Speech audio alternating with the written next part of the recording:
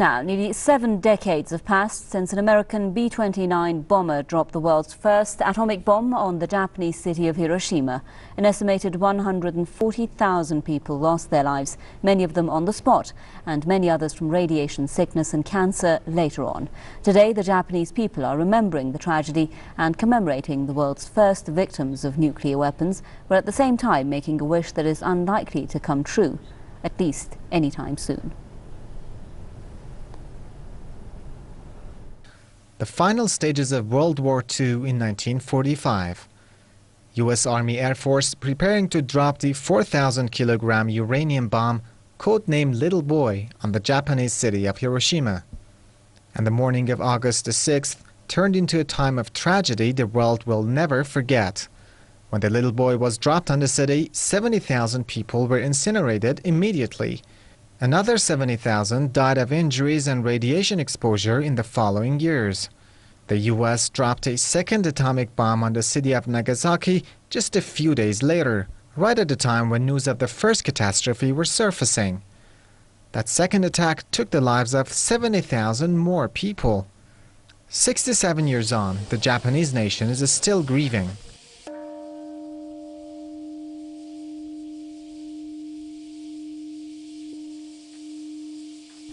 Tens of thousands, including aging survivors, relatives and government officials, attended the annual ceremony at Hiroshima Peace Memorial Park. Speaking at the ceremony, Prime Minister Yoshihiko Noda said the lessons of Hiroshima must not be forgotten. Also, Hiroshima Mayor Kazumi Matsui called for a nuclear-free world. As a nation that has suffered the only nuclear attacks in history, the Japanese are hoping for a world free from nuclear weapons so that no other people will have to go through a similar tragedy. But in a world where nuclear states are spending hundreds of billions of dollars to upgrade their atomic arsenals, that appears to be a far-fetched wish.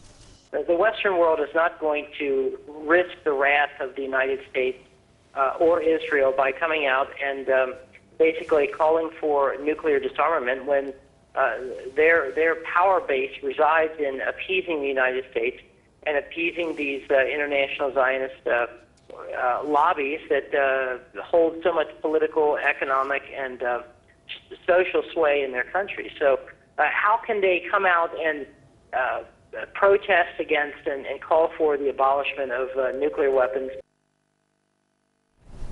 Vijay Mehta is chair of Uniting for Peace, joining me now live from London to share his thoughts with us. Welcome to the programme, sir.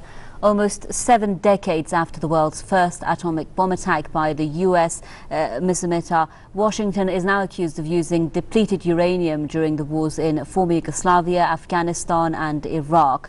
So the question is, has the proper lesson been learned from what happened in Hiroshima and Nagasaki? No, the answer is no, because religiously every year on 6th of August I get an email from Mayor of Hiroshima reminding us that his city was devastated and catastrophic events happened, including the loss of 140,000 lives. And there are some survivors, what we call them hibakushas, and they always come out and say that these kind of incidents should never happen in the world, and we should work for a nuclear free weapons world. But coming back to your question of is it going to be a reality? Well, if all the countries, especially the 5 P5s, which are got the nuclear weapons countries, and the others who are trying to make nuclear weapons and have them, like countries like India and Pakistan, they need to get along and have a program of general and complete disarmament, which will need a lot of steps, which in any case these countries had signed the Nuclear Non-Proliferation Treaty, which tells them, or by which they are bound to dismantle, disarm their arsenals and work for a abolition of nuclear weapons.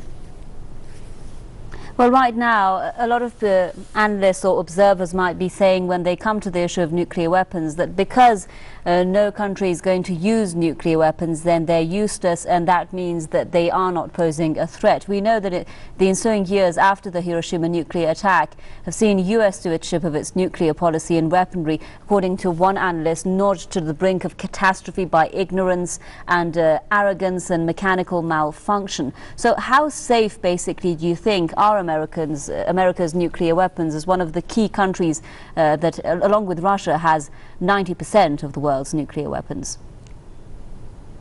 No country's nuclear weapons are safe, and even the peaceful uses of nuclear energy are not safe.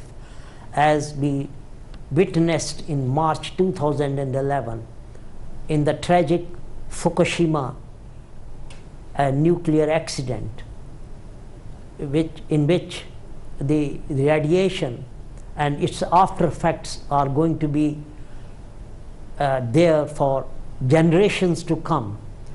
And if we are talking of US, they had their 3 Mile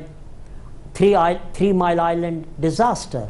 So no country is free from either the effects of nuclear weapons.